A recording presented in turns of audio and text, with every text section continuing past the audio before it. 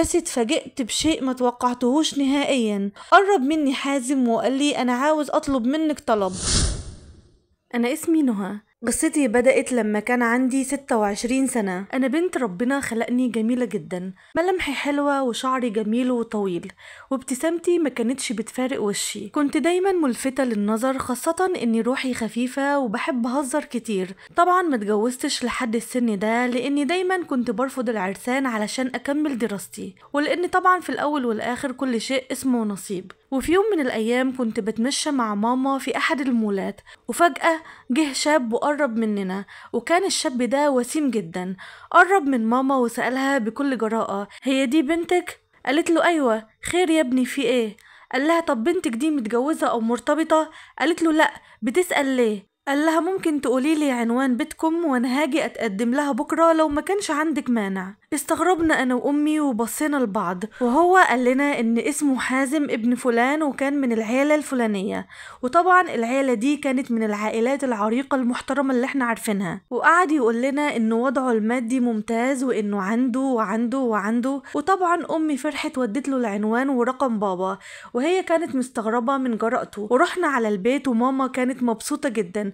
قالت لي ايه ده هدية من ربنا، خلاص بقى الفرصة جت لحد عندك برجليها. واستنينا لتاني يوم بفارغ الصبر علشان نشوف الشاب ده فعلا هيجي ولا كان بيهزر معانا. والغريب انه ما كانش بيهزر ولا حاجة، وبالفعل جه هو واهله وتقدموا لي، بس امه ما كانتش موجودة معاهم. المهم حازم واهله اغروا اهلي بكل شيء، وبابا كان مبسوط جدا من المهر العالي والجوازة المرتاحة، وما عارضهمش نهائيا في اي شيء، واهلي وافقوا عليه واتفقوا على كل شيء. بس حازم طلب من اهلي طلب غريب جدا، كان مصر ان الفرح يكون بعد اسبوع، وقال لاهلي ما تشيلوش هم اي شيء، كل شيء جاهز، القاعة جاهزة والبيت جاهز، حتى الفستان بتاع الفرح جاهز، مش ناقص غير العروسة. انا استغربت وقلبي اتقبض من الاستعجال ده، انا لسه معرفتوش كويس، ازاي هتجوز خلال اسبوع؟ بس مع اصرار بابا وماما اضطريت اني اوافق، لانهم كانوا شايفين ان دي فرصة من ذهب، والفرصة دي ما بتجيش غير مرة واحدة، وكانوا شايفين اني محظوظة جدا علشان تجيلي فرصة زي دي. تاني يوم انكتب كتابي عليه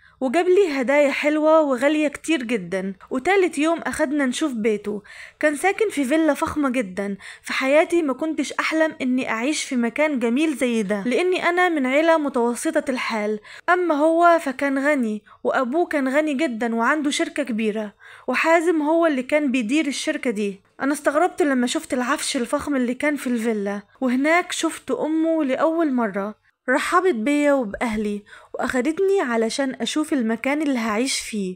هو كان في الدور التاني للفيلا، وكان عبارة عن فيلا مصغرة، كان فيها كل شيء كامل، عفش فخم جدا ومليانة بالتحف والنجف.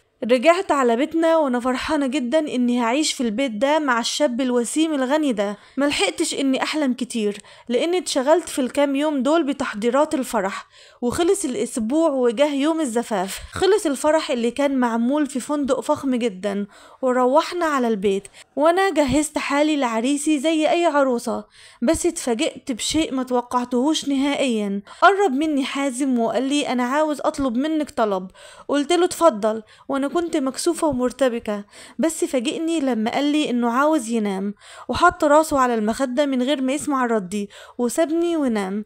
حاولت اني اخد الموضوع ده بصدر رحب، وقلت يمكن كان مرهق لان اليوم كان متعب، وما اهتمتش كتير. ولما جه تاني يوم ما صبحش عليا وما تكلمش معايا خالص، نزل وقضى اليوم كله مع اهله وسابني لوحدي. ولما جه بالليل طلع اوضتنا وحط راسه على المخدة ونام. انا انقهرت قوي من المعاملة دي، وقلت لنفسي هو ليه بيعمل معايا كده؟ هو انا فيا عيب؟ طب هو هل عنده مشكلة مخبيها عليا؟ اصلا استعجاله على الجواز ده كان شيء غير طبيعي. وفي اليوم الثالث نزل على شغله، وتكرر نفس اللي حصل، ما بيقربليش وما بيتكلمش معايا ولا كأني موجودة. وبالرغم من قهري وانكساري ما اتكلمتش معاه ولا سألته هو ليه بيعمل معايا كده. ومر اسبوع كامل وهو على نفس الحال، ما كانش بيتعامل معايا نهائيا. وبعد اسبوع وصلت صور الفرح وشريط الفيديو، فطلعت اخته الصغيرة ريهام وقعدت معايا وشغلنا شريط الفيديو وقعدنا نتفرج مع بعض عليه. بس في شيء غريب لفت انتباهي. بنت عمه اللي كان اسمها مريم كانت حزينة جدا طول الفرح، وواضح على وشها انها كانت زعلانة ومقهورة. قلت لريهام ليه كده مريم زعلانة؟ قالت لي لانها كانت لازم هي اللي تكون مكانك. انصعقت من ردها وقلت لها ازاي يعني، فهميني. قالت لي يعني انتي متعرفيش؟ قلت لها لا والله، فهميني بس ايه الموضوع. سكتت ريهام بس انا اصريت وضغطت عليها تقولي الحكاية. قالت لي انا هقولك الحقيقة بس اسمعي، اوعي حد يعرف اني قلتلك اي شيء، واعملي نفسك ولا كأنك تعرفي حاجة. قالت لي حازم ومريم كانوا بيحبوا بعض من هما وصغيرين، واتخطبوا لبعض، وقبل الفرح باسبوع اختلفوا على شيء تافه جدا، وقالت له مريم في لحظة غضب انها مش عاوزة تتجوزه، وهو كنوع من الانتقام قال لها والله لا اتجوز اللي احلى منك وفي نفس اليوم وفي نفس الفندق وعلى نفس العفش اللي انت اخترتيه. قلت لها لحظة، حسيت الدنيا بتدور بيا وكأني في كابوس مزعج. يعني معقولة انا ضحية خلاف تافه بين اتنين؟ كرهت حازم وكرهت مريم وكرهت البيت اللي اعتبرته مملكتي. كلمت اهلي على طول وقلت لهم اني عاوزة اتطلق وانا لسه بنت وما حصلش اي شيء بيني وبين زوجي. قالوا لي لا مستحيل، مش كفاية اختك الكبيرة اتطلقت وقاعدة معانا هي واولادها، انتي كمان عاوزة تجيلنا مطلقة؟ لا يا حبيبتي انسي الفكرة دي. وقفلوا في وشي كل الابواب، وكرهت اهلي بسبب ذلهم وخضوعهم، وانقهرت لما عرفت ان حازم ومريم رجعوا لبعض واتصالحوا. طب وانا كنا لما بنتجمع تحت كنت ما بطيقش اقعد معاهم ولا اشوف وشها ولا اشوف عيون حازم اللي كانت ما بتنزلش من عليها. وجودي هنا اصلا كان غلطة. وبعد 3 شهور عرفت انهم خلاص هيتجوزوا، وانا وجوزي لسه زي الاخوات عاوز يتجوز عليا. انهارت ورحت الام واشتكي لها. اخدتني في حضنها وقالت لي انها ما كانتش اصلا موافقه على الجوازه دي، لانها كانت عارفه انه هيرجع تاني لمريم. قالت لي معلش يا حبيبتي اصبري، وكانت حنونه عليا وبتعاملني بكل ود. قلت لها طب انا عندي طلب. قالت لي امري. قلت لها عاوزه اكمل دراستي واعمل ماجستير، يمكن انسى واخفف عن نفسي عذابي واتلهي بدراستي عن المعاناه اللي انا عايشاها. قالت لي يا ريت تعملي كده، وانا هتكفل بكل مصاريف دراستك وهدعمك بكل اللي هقدر عليه. وفعلا رجعت كملت دراستي وانشغلت بيها، وهو كمان اتشغل بجوازته من مريم. ما كانش بيطلع عندي ابدا، وكان كل وقته بيقضيه معاها. انا اصلا كرهته وما كنتش عاوزة منه اي شيء. هو بقى كان عايش في بيت قريب من الفيلا اللي احنا عايشين فيها، وبعد 2 من جوازه سمعت ان مريم حامل، فعرفت انه سليم وما كانش فيه اي شيء يمنعه انه يقرب عليا. وبالرغم من كده ما اهتمتش بيهم، وكان كل اهتمامي بدراستي. ومرت الايام بسرعة وجه ميعاد ولادتها، والكل راح على المستشفى وانا قعدت لوحدي في البيت. ولدت مريم بس للاسف ما لحقتش تشوف بنتها وماتت بعد الولادة على طول، وبدل الفرحة اللي كانوا بيستنوها خيم الحزن على العيلة كلها. بس انا ما فرحتش ولا حزنت، الموضوع ما كانش بيهمني اصلا، وكنت عايشة في عالم تاني لوحدي، عالم حزين ما يعرفش الابتسامة. كنت بس قاعدة قدام المراية بتأمل في شكلي وبتحسر على الوضع اللي انا فيه. وفجأة دخلت ام جوزي عندي وحطت البنت المولودة دي بين ايديا. حاولت اديها لها تاني بس قالت لي هي طفلة يتيمة وملهاش حد غيري. قلت لها بس انا عندي دراسة. قالت لي تقدري تأجلي الدراسة لحد اما البنت دي تشد حيلها شوية، وبعدها اوعدك ان كل شيء هيكون زي ما انت عاوزاه، وهعملك كل اللي انت عاوزاه وهتكفل بكل المصاريف. سكت وما كنتش عارفة اقول لها ايه. ازاي هقدر احبها وانا اصلا مفيش في قلبي غير الكره لابوها وامها. بصيت على البنت الصغيرة اللي كانت على ايدي وابتسمت لي.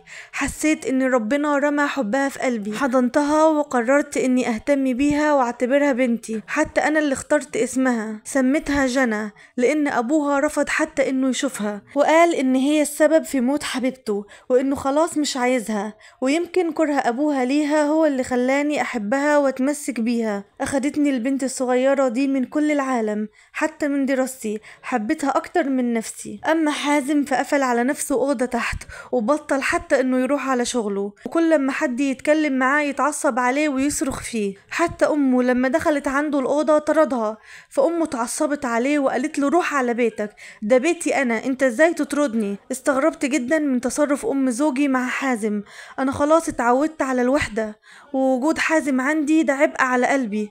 بس على الرغم من اللي عمله فيا كان برضو صعبان عليا. قعد عندي وما كانش فيه بينا أي كلام، كنت بحط له الأكل وما كانش بياكل، وبرجع أشيل الأكل تاني تاني من قدامه زي ما هو، بس من تاني اسبوع بقى ياكل عادي.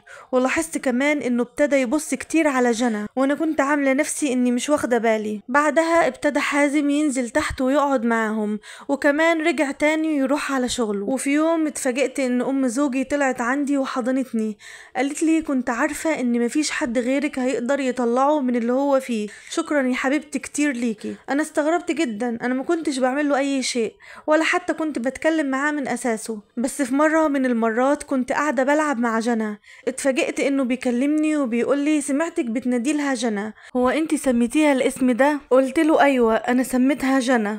وشوية بشوية ابتدى يقعد معانا وياكل معانا ويتكلم. كنت من جوايا فرحانة بالتغيير ده، بس لما كنت بفتكر انه اتجوزني بس علشان ينتقم من واحدة تانية كنت برجع اكرهه. وفي مرة من المرات دخلت على اوضتي علشان انام، واول ما عيني غفلت حسيت بحركة جنبي، واول ما قمت اتفاجئت انه نايم على نفس السرير اللي انا نايمة عليه. شلت جنى ورحت على اوضة تانية، جه ورايا فقلت له اني متعودتش اني انام جنب حد غريب. قال لي بس انا جوزك مش حد غريب. قلت له انت زوجي على الورق، بس انت واحد اناني واستغلالي، اتجوزتني علشان تنتقم من واحدة تانية. وقعدت احكي احكي احكي واطلع كل اللي شايلاه في قلبي من ناحيته. وبعدها رحت على اوضتي وحسيت اني قفلت اخر باب للامل بيني وبينه.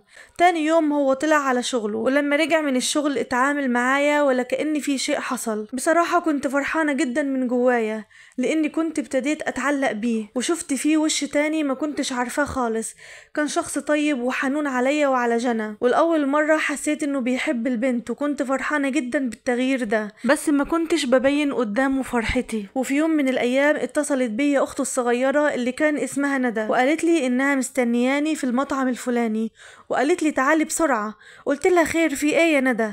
قالت لي تعالي دلوقتي فورا. فاخدت بعضي ورحت على المطعم اللي قالت لي عليه، واخدت معايا جنى. واول ما دخلت لقيت بالونات بتنزل من فوقي، وعيلتي وعيلته كلهم متجمعين في المطعم. اول ما دخلت فضلوا يسقفوا، اندهشت وبصيت على ندى علشان اعرف ايه اللي بيحصل. اتفاجئت بان ام زوجي بتاخد مني جنى، وفي نفس اللحظه جه حازم وركع على ركبته، وفي ايده كان في خاتم.